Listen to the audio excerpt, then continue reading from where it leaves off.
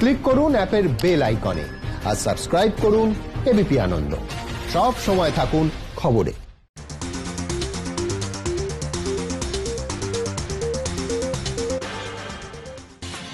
নমস্কার, এবিপি আনন্দ আপনাদের স্বাগত। আমি শিলাদিত্য। শুরু করছি এক ডজন গল্প। এলএসিতে চীনা আগ্রাসনের জবাবে দরকার হলে আগ্নেয়াস্ত্র ব্যবহার, সমরাস্ত্র কিনতে তিন বাহিনীকে বিশেষ আর্থিক ক্ষমতা প্রদান, চীনের সঙ্গে সংঘাতের আবহে গুরুত্বপূর্ণ এই সিদ্ধান্ত নিল কেন্দ্র। চুক্তি মেনে আর চুপচাপ থাকা নয়, প্রকৃত নিয়ন্ত্রণ রেখায় চীন বাড়াবাড়ি করলে সেনাকে প্রয়োজনে গুলি চালানোর অনুমতি কেন্দ্রের। সূত্রের দাবি, রবিবার চিফ অফ ডিফেন্স স্টাফ এবং তিন বাহিনীর প্রধানের সঙ্গে বৈঠকে কড়া ভাষায় চীনকে জবাব দেওয়ার অনুমতি দেন প্রতিরক্ষা মন্ত্রী রাজনাথ সিং। পাশাপাশি সংবাদ সংস্থা সূত্রে খবর, তিন বাহিনীকে বিশেষ ক্ষমতা দিয়েছে কেন্দ্র। 500 কোটি টাকার বিশেষ তহবিল থেকে কেনা যাবে অস্ত্রশস্ত্র। 1996 ও 2005 সালের প্রোটোকল অনুযায়ী প্রকৃত নিয়ন্ত্রণ রেখা বা এলএসিতে পাহারার সময় হাতে অস্ত্র রাখা গেলেও এলএসির উভয় দিকে 2 কিলোমিটার অঞ্চল পর্যন্ত তা ব্যবহার করা যাবে না, গোলাগুলিও চালানো যাবে না। এদিকে 15 জুন রাতে লাদাখের গালওয়ানে চীনা সেনার হামলায় 20 জন ভারতীয় জওয়ান নিহত হন। এই পেরেক লাগানো হাতিয়ার নিয়ে নৃশংস কাণ্ড ঘটায় চীনের সেনা। সেনা সূত্রে দাবি, ভারত ও চীনের মধ্যে থাকা রুলস অফ এনগেজমেন্ট অনুযায়ী এই ধরনের অস্ত্র কোনোভাবেই ব্যবহার করা যায় না, কিন্তু চীন তা লঙ্ঘন করেছে। সূত্রের খবর, সিদ্ধান্ত হয় চীন কোনো রকম আগ্রাসনের চেষ্টা করলে উপযুক্ত জবাব দেওয়া হবে। প্রয়োজনে জবাব দেওয়া হবে বুলেটে। ভারত চীন সীমান্ত বরাবর কড়া অবস্থান নেবে তিন বাহিনী। জল, স্থল ও আকাশ পথে চলবে কড়া নজরদারি। এটা একটা খুব ইতিবাচক ব্যাপার এবং এটা অনেকদিন আগেই হয়ে যাওয়া উচিত ছিল এবং এটাতে দেখাচ্ছে যে ভারত এই ব্যাপারে পিছু হটবে না এবং দরকার হলে চীনকে পিছু হতে পারে। এটা ভালো ব্যাপার, very very positive step in the right direction. এবং সেই বর্বরতার যুগের, মধ্যযুগের মতো করে পাথর দিয়ে মারপিট করার থেকে এটা একটা ভালো ব্যাপার। কারণ একটা দুটো এত মডার্ন আর্মি, সেখানে এইরকম ভাবে কোনো মানে হয় না মানুষের জীবন হারাবার। আমরা যদি ইতিহাস থেকে না শিখে থাকি, সেটা একটা মস্ত ভুল হয়েছে। এই চুক্তিটা কোনো দরকার ছিল না। কোনো দেশে সীমান্ত রেখায় বা লাইন অফ কন্ট্রোলের মতো সিচুয়েশনে আনআর্মড সোলজার যেতে পারে না কমব্যাটে। এক্ষেত্রে আমরা লাকি যে একজন আমরা কর্নেলকে ধরে ফেলেছিলাম ওদের, যার ফলে এক্সচেঞ্জ অনেকটা ইজি হয়ে গেল। সংবাদ সংস্থা এএনআই সূত্রে খবর, এলএসিতে পরিবর্তিত পরিস্থিতিতে যুদ্ধের সরঞ্জাম ও অস্ত্রশস্ত্র কিনতে তিন বাহিনীকেই বিশেষ আর্থিক ক্ষমতা দেওয়া হয়েছে। প্রয়োজন অনুযায়ী 500 কোটি টাকার বিশেষ তহবিল থেকে অস্ত্রশস্ত্র কিনতে পারবে তিন বাহিনী। উড়িতে হামলার পর এবং বালাকোটে এয়ার স্ট্রাইকের সময়ও সেনাকে এভাবেই বিশেষ আর্থিক ক্ষমতা দেওয়া হয়েছিল। যখন এই 500 কোটি টাকা দিয়েছে, এই 500 কোটি টাকার জিনিস কিনতে গিয়ে দেখা যাবে যেটা নাকি নর্মাল কোর্সে 100-200 কোটি টাকায় কেনা যেত, পরিস্থিতির পরিপ্রেক্ষিতে এইসব জিনিসগুলির দাম বেড়ে যাবে এবং আমাদের এইভাবে কিনতে হয়। এই procurement of this essential equipment and arms ammunition যেটা ডিফেন্স ফোর্স দাবি করে, সেইটাকে একটু দেখা উচিত। এদিকে সেনা সূত্রে খবর, 15 জুন রাতে হামলার সময় ভারতীয় সেনার হাতে ধরা পড়েন চীনা কর্নেল সহ 15 জন পিএলএ জওয়ান। পরে আলোচনার ভিত্তিতে তাদের ছেড়ে দেওয়া হয়। এবিপি আনন্দ। লাদাখ ইস্যুতে ফের মোদীকে নিশানা রাহুলের। প্রধানমন্ত্রী বলছেন, ভারতীয় ভূখণ্ডে কেউ ঢোকেনি। প্রধানমন্ত্রী বলছেন, কেউ আমাদের জমি দখল করেনি, কিন্তু উপগ্রহ চিত্রে স্পষ্ট ধরা পড়েছে দখলের ছবি। ভারত মাতার পবিত্র জমি দখল করেছে চীন। প্যাংগং লেকের পাশে জমি দখল করেছে চীন। এরকমই ছবি ধরা পড়েছে উপগ্রহ চিত্রে। টুইট রাহুলের।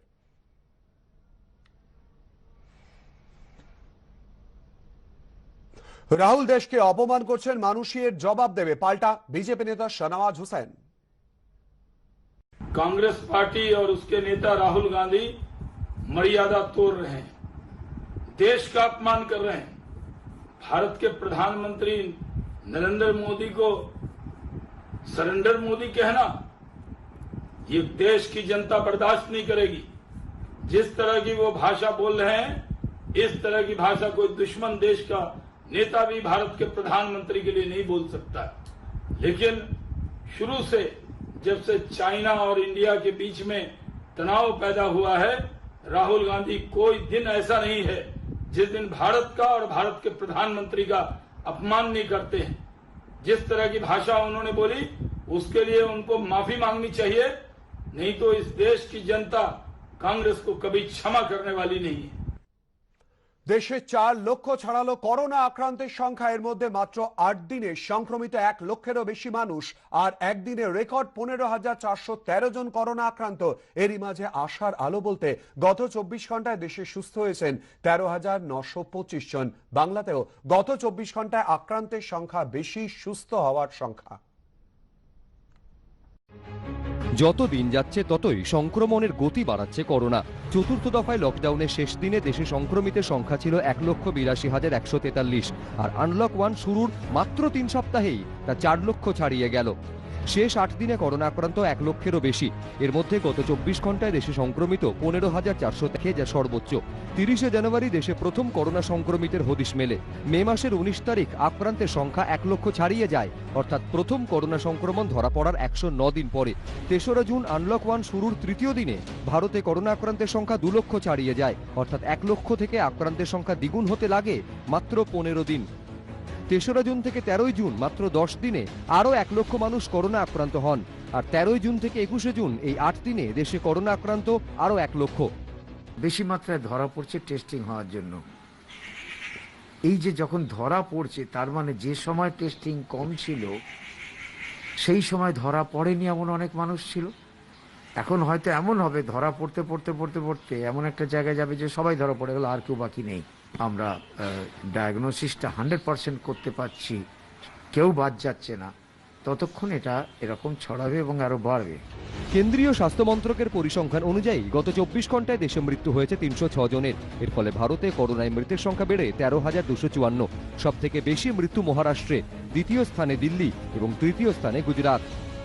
আমরা লকডাউন থেকে আনলক 1-এ ফিরে এসেছি। মানুষ যারা মাস্ক পরছিলেন খুব সচেতনভাবে, তারা এখন আর সেই সচেতনতার পরিচয় দিয়ে মাস্কটা ব্যবহার করছেন না। অনেক মানুষ এক রাজ্য থেকে অন্য রাজ্যে এসে গিয়েছেন, যাদের আমরা পরিযায়ী শ্রমিক বলছি। সবটা মিলিয়েই এটা উদ্বেগজনক হলেও অপ্রত্যাশিত ছিল না। রাজ্যেও বেড়েই চলেছে করোনা সংক্রমণ। 13ই জুন রাজ্যে করোনা আক্রান্তের সংখ্যা ছিল 10,698। রবিবার তা বেড়ে দাঁড়িয়েছে 13,945। স্বাস্থ্য দপ্তরের রবিবারের বুলেটিন অনুযায়ী গত 24 ঘন্টায় রাজ্যে করোনা আক্রান্ত হয়েছেন 414 জন। একদিনে মৃত্যু হয়েছে 15 জনের। এর ফলে রাজ্যে করোনায় মৃতের সংখ্যা বেড়ে দাঁড়ালো 555। রাজ্যে আক্রান্তের নিরিখে প্রথম কলকাতা, দ্বিতীয় স্থানে হাওড়া এবং তৃতীয় স্থানে উত্তর 24 পরগনা। 30, 40 বা 50-এর নিচে যাদের বয়স, তাদের মধ্যে কিন্তু সংক্রমণের হারটা বেড়ে গেছে। রোগীর কারণটায় দেখা যায় যে এই অল্প বয়সী ছেলে মেয়েদের মধ্যে একটা ওবেসিটির প্রবণতা থাকে, যেখানে বডি মাস ইন্ডেক্স, যেটাকে BMI বলি আমরা, সেটা যদি 25-এর বেশি হয় তাদের কিন্তু চেস্টের এক্সপ্যানশন ভালো হয় না। তারপরে যদি তারা স্মোকার হয় তাহলে তো আরও বিপদ থাকে। দুই হচ্ছে যে এরা কিন্তু সোশ্যাল ডিস্টেন্সিংটাকে খুব সিরিয়াসলি নিচ্ছে না, আমরা এটা দেখতে পাচ্ছি। এরই মাঝে আশার আলো বলতে স্বাস্থ্য দপ্তরের রবিবারের বুলেটিন অনুযায়ী গত 24 ঘন্টায় রাজ্যে আক্রান্তের থেকে সুস্থ হওয়ার সংখ্যা বেশি। মোট করোনামুক্ত 8,297 জন, সুস্থতার হার 59.49%। আর কেন্দ্রীয় স্বাস্থ্য মন্ত্রকের পরিসংখ্যান অনুযায়ী দেশে এখনো পর্যন্ত করোনামুক্ত 2,27,756 জন, শতাংশের হিসাবে যা 55.49। উজ্জ্বল মুখোপাধ্যায় ও সন্দীপ সরকার, ABP আনন্দ। আরো এক মহাজাগতিক দৃশ্যের সাক্ষী, বছরের প্রথম বলয় গ্রাস সূর্যগ্রহণ। আষাঢ়ের মেঘের ফাঁক দিয়ে আংশিক দর্শন কলকাতার।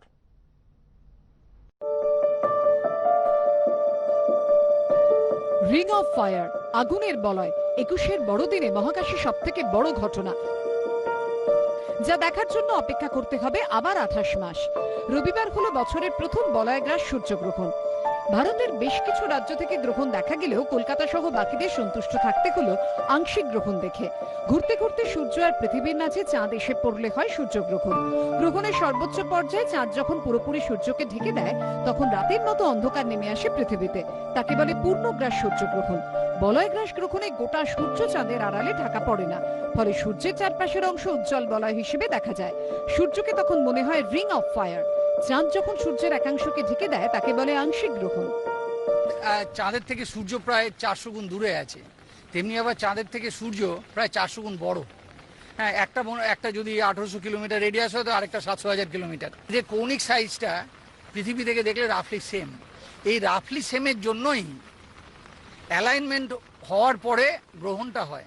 যদি এই সেম না হতো, যদি মনে করুন চাঁদের সাইজ খুবই ছোট হতো, একটা ডটের মতো, যেমন করে ভেনাস ট্রানজিটের সময় দেখি, তাহলে সূর্যের সামনে দিয়ে চলে যেত, তাতে মানুষ বুঝতেই পারতো না যে আদৌ একটা গ্রহণ হয়েছে।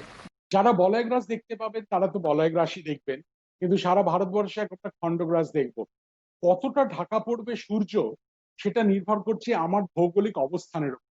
আপনি যদি মুম্বাই থেকে দেখেন 70% মতো, দিল্লি থেকে 90-এর একটু বেশি, দক্ষিণ ভারতে কোথাও 40, কোথাও 25, কোথাও 30। 21শে জুন সূর্য কর্কট ক্রান্তি রেখার ঠিক ওপরে লম্বাভাবে আলো দেয়, তাই 21শে জুন উত্তর গোলার্ধে দিন সবচেয়ে বড়, প্রায় 14 ঘন্টা, এবং রাত্রি সবচেয়ে ছোট, প্রায় 10 ঘন্টা হয়ে থাকে। বছরের সব থেকে বড় দিনে মহাজাগতিক এই ঘটনাকে নিয়ে শহর জুড়ে উন্মাদনা ছিল তুঙ্গে। তৈরি ছিলেন বিজ্ঞানীরাও। এদিন রেকর্ড করা হলো নানা গুরুত্বপূর্ণ তথ্য। আমরা বিভিন্ন স্টেশন থেকে ডাটা নিচ্ছি। সূর্যকে যে চাঁদটা ঢেকে ফেলছে, তার জন্য যে এক্স-রেটা ব্লক হয়েছে, সেই এক্স-রে ব্লকিং এর জন্য যে পৃথিবীর আয়নোস্ফিয়ারটা আস্তে আস্তে উপরে শুরু করেছে, অলরেডি আমরা দেখতে পাচ্ছি যে আয়নোস্ফিয়ারটা প্রায় 4 কিলোমিটার মতো উপরে উঠে এসছে, এবং মনে করছি যেন অলমোস্ট রাত্রি হতে চলেছে। লাল যেটা সেটা আজকের ডেটা, কালোটা হচ্ছে গতকালের ডেটা। গতকালের ডেটার তুলনায় লাল দেখুন আস্তে আস্তে নিচে নামতে শুরু করে দিয়েছে, তার মানে সূর্যের এক্স-রে কিন্তু ঢাকা পড়তে শুরু করেছে। করোনা আবহেই রবিবারে গ্রহণ লেগেছিল রবিতে, ফলে জল্পনা আর গুজবের অন্ত ছিল না। জ্যোতিষীরা দাবি করেন গ্রহণের গুণে মারা পড়বে করোনা ভাইরাস, কিন্তু বিজ্ঞানীরা স্পষ্ট করে দিয়েছেন এই দাবি ভিত্তিহীন। করোনার সঙ্গে গ্রহণের কোনো সম্পর্ক একেবারেই নেই। উদরপিণ্ডি বুদর খায় লাগিয়ে কোনো লাভ নেই। করোনা একটা আমাদের রোগ হয়েছে, যেটার সঙ্গে মহাকাশের গ্রহণ কোনো সম্পর্ক নেই। অনেকে বলছেন গ্রহণ আজকে হলো, করোনা শেষ হয়ে গেল। এইসব অমান্তর কথা বলে লোকের মানে মনের মধ্যে একটা বিচ্ছিন্ন রকম ভ্রান্তি সৃষ্টি কেন করা হয়? গ্রহণ নিয়ে বহুদিন ধরেই রয়েছে ভ্রান্ত ধারণা। অনেকেরই বিশ্বাস সূর্য বা চাঁদকে গিলে ফেলে রাহু বা কেতু। এই সময় অনেকে খাবার খান না। আচার্য প্রফুল্লচন্দ্র রায় তাঁর এক লেখায় বলেছেন, আমি ক্লাসে এত করিয়া ছাত্রদের পড়াইলাম যে পৃথিবীর ছায়া চাঁদের ওপরে পড়িয়া চন্দ্রগ্রহণ হয়। তাহারা তা পড়িল, লিখিল, নম্বর পাইল, পাশ করিল। কিন্তু মজার ব্যাপার হইল, যখন আবার সত্যি সত্যি চন্দ্রগ্রহণ হইল, তখন চন্দ্রকে রাহু গ্রাস করিয়াছে বলিয়া তাহারা ঢোল, করতাল, শঙ্খ লইয়া রাস্তায় বাহির হইয়া পড়িল। ইহা এক আশ্চর্য ভারতবর্ষ। আমাদের দেশে এখনো পর্যন্ত আমি যা দেখি, কুসংস্কার প্রচুর এই গ্রহণ নিয়ে। সে আগেকার দিনে ছিল রাহু কেতু খেয়ে নিয়ে গেল চাঁদকে বা সূর্যকে, এগুলো কিন্তু মানুষের মন থেকে পুছিয়ে দেওয়া উচিত।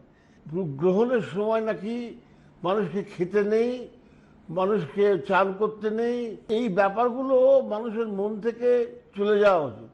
সবাই জল ফল সব খায়। হ্যাঁ, রাইট। এই কুসংস্কার দূর করতে এদিন গ্রহণের সময় যাদবপুরে লজেন্স বিলি করেন যুক্তিবাদীরা। আমাদের মধ্যে কুসংস্কার আছে যে গ্রহণের সময় খাওয়া যায় না, আমরা সেইটা ভাঙার জন্য মারার মানুষ সাধারণ চেয়েই নিচ্ছে। আমরা সবাইকে লজেন্স দিচ্ছি, টোকেন লজেন্স দিচ্ছি, যাতে এই সংস্কারটা কুসংস্কারটা নয়, সেইটা দেখানোর জন্যই মানুষ নিচ্ছে, নিজেও খাচ্ছেন। গত বছর 26শে ডিসেম্বর দশকের শেষ বলয়গ্রাস সূর্যগ্রহণের সাক্ষী হয়েছে দেশের বিভিন্ন প্রান্ত। মেঘ রোদের লুকোচুরিতে আংশিক গ্রহণ দেখেছে কলকাতা। 6 মাসের মধ্যে এদিন ফের গ্রহণ গ্রাসে রবিকে দেখল কলকাতা। ফের সূর্যগ্রহণ দেখার জন্য অপেক্ষা করতে হবে 2 বছর 4 মাস। 2022-এর 25শে অক্টোবর পরবর্তী আংশিক গ্রহণ। সূর্যের পূর্ণগ্রাস গ্রহণ 2034 সালে। অরিত্রিক ভট্টাচার্য, সত্যজিৎ বৈদ্যর রিপোর্ট, এবিপি আনন্দ। সূর্যগ্রহণ চাক্ষুষ করার পথে বাধা হয়ে দাঁড়িয়েছিল মেঘ বৃষ্টি। আলিপুর আবহাওয়া দপ্তর জানিয়েছে সপ্তাহভর বৃষ্টি হবে রাজ্যে। আগামী 48 ঘন্টায় উত্তরবঙ্গে ভারী বৃষ্টির পূর্বাভাস। পশ্চিমেও বিক্ষিপ্ত বৃষ্টি কমতে পারে আগামী সপ্তাহে। আকাশের দিকে তাকিয়ে অধীর অপেক্ষা, কখন আষাঢ় মেঘের ফাঁক দিয়ে দেখা যাবে বিরল মহাজাগতিক দৃশ্য, সূর্যের গ্রহণ গ্রাসের আংশিক দর্শন। তবে বরুণদেব একেবারে নিরাশ করেনি কলকাতাবাসীকে। পলকের জন্য হলেও মিটেছে গ্রহণ দর্শনের আশা। রবিবার ভোর থেকে তিলোত্তমার আকাশ ছিল ঘনঘোর। বেলা বাড়লেও আকাশে ছিল মেঘের ঘনঘটা, সেই সঙ্গে দফায় দফায় বৃষ্টি, কখনো টিপটিপ, কখনো ঝমঝমিয়ে। মহেন্দ্রক্ষণে সাক্ষী হতে না পেরে তখন মন খারাপ হওয়া শুরু হয়েছে শহরবাসীর। এর মাঝেই শহরের কোথাও কোথাও হঠাৎ করে সরে যায় মেঘের পর্দা, নজরবন্দি হয় মহাজাগতিক দৃশ্য। তবে খুব কম সময়ের জন্যই তা স্থায়ী হয়। রবিবার দিনভর কলকাতা সহ গাঙ্গেয় উপকূলবর্তী জেলাগুলিতে বৃষ্টি হয়। আবহাওয়া দপ্তর সূত্রে খবর, নিম্নচাপ অক্ষরেখা পশ্চিমবঙ্গ থেকে সরে ওড়িশা উপকূলের ওপর দিয়ে বঙ্গোপসাগর পর্যন্ত বিস্তৃত। এর প্রভাবে সাগর থেকে রাজ্যে ঢুকছে প্রচুর জলীয় বাষ্প। তার জেরে বজ্রগর্ভ মেঘ থেকে বৃষ্টির সম্ভাবনা। আগামী 48 ঘন্টায় উত্তরবঙ্গে কোচবিহার, আলিপুরদুয়ার ও জলপাইগুড়িতে ভারী বৃষ্টির পূর্বাভাস। বুধবার থেকে দার্জিলিং সহ উত্তরবঙ্গের 5 জেলাতেই বাড়বে বৃষ্টির পরিমাণ। পশ্চিমাঞ্চলের জেলাগুলিতে বিক্ষিপ্ত বৃষ্টি হবে। আগামী সপ্তাহ থেকে কলকাতা সহ দক্ষিণবঙ্গে বৃষ্টির পরিমাণ কমবে বলে জানিয়েছে আবহাওয়া দপ্তর। সঞ্চয়ন মিত্র, উজ্জ্বল মুখোপাধ্যায় ও সত্যজিৎ বৈদ্যর রিপোর্ট, এবিপি আনন্দ।